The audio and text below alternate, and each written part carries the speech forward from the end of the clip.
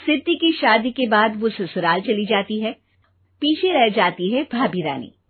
सिद्धि के ससुराल जाते ही भाभी कहती है, अरे वाह जी वाह, सारे कपड़े मेरे।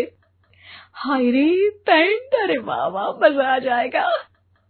अरे ये सिद्धि की अलमारी के सामने खड़े होकर क्या बड़बड़ा रही है? जाकर देख मेहमानों को विदाई की मिठाई मिली कि नहीं। अब हाँ माँ जी, क्यों नहीं, लेकिन पहले कपड़े तो बदल लूं। अब रानी आ जाती है सिद्धि के उन कपड़ों में जो वो ससुराल जाने से पहले घर छोड़ जाती है। अरे रानी, कुछ दिन रुक जाती। अरे ये तो सिद्धि बिटिया को मैंने ही दिया था, बड़ा ही फबता था उस पर, तुझ पर तो कुछ खास नहीं लग रहा। अब वो ना मेरे सारे कपड़े गीले थे तो सोचा पहन लूं। वैसे भी सिद्धि को कौन सा दिन पुराने आउटडेटेड कपड़ों को पहनना है। वैसे भी ये सूट तो मैंने तभी पहना था, वैसे खास है भी नहीं ये।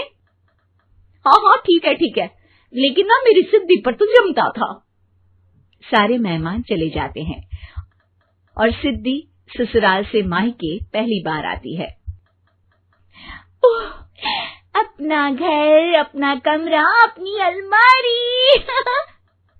ये बोलकर जैसे ही सिद्धि अलमारी खोलती है तो सामने उसके कपड़ों की जगह कुछ और ही रखा होता है।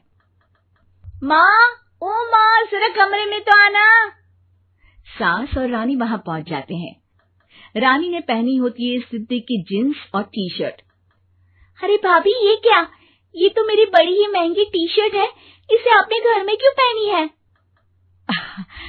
अरे बहुत मिलती है दीदी ये चौक की मार्केट में, 150 में। ओ भाभी प्लीज, ये एरोपोस्टल है, 2000 की एक टी शर्ट। ओहो, 2000 में तो दीदी 4 साड़ी आ जाए। अब क्या बोलूं? भाभी, ये मेरी अलमारी में छोटू के कपड़े, तो मेरे कपड़े कहाँ हैं? मेरी अलमारी में? अब दीदी आपको कौन से पुराने कपड़े पहनने थे? माना भाभी, लेकिन मैं जब घर आती तो यही सब पहनती ना। अरे तुम तो बड़ी कंजूस हो दीदी। खैर, वक्त आता है जब सिद्धि ससुराल के लिए रवाना हो रही होती है। अरे रानी, अंदर से सिद्धि का गिफ्ट ले आ, लड़की पहली बार ससुराल से मायके आई है। रानी अंदर जाती है और एक सिंपल सी साड़ी लेकर बाहर आ जाती है। ये लीजिए माँ जी। सास बेटी को गिफ्ट देकर ससुराल भेजती है। अगले दिन रानी एक सुंदर सी साड़ी पहनकर सामने आती है। अरे रानी, ये तो वो साड़ी है जो मैंने सिद्धि को देने के लिए दी थी जब वो ससुराल ले जाती, लेकिन ये तूने कैसे पहन ली? अरे माँ जी, ये साड़ी तो मुझे बहुत पहले से ही पसंद थी, लेकिन चिंता ना करिए, मैंने सिद्धि के लिए भी अच्छी सी साड़ी दी है। हाँ। तभी सिद्धि का फोन आता है। क्या माँ, कुछ अच्छा तो दिया होता ससुराल ले जाने के लिए। अरे पहले दिखा दिया होता। ये चमकते हुए पैकेट में नौकरानी वाली साड़ी मत दिया करो माँ। अरे बेटे, वो तेरी भाभी ने ना गलती से उससे पैकेट बदल गया। हाँ, मैं कल ही तेरे भाई के हाथ से तेरा वाला पैकेट भेज दूंगी। अरे रहने दो माँ, आई एम श्योर भाभी ने अभी वही साड़ी पहनी होगी जो तुमने मेरे लिए रखी थी। तुम तो समझ नहीं पाई उनको। खैर छोड़ो, मैं ज्यादा बोलती अच्छी नहीं लगती, रहने दो, आपको उन्हीं के साथ रहना है, फिर बात करेंगे।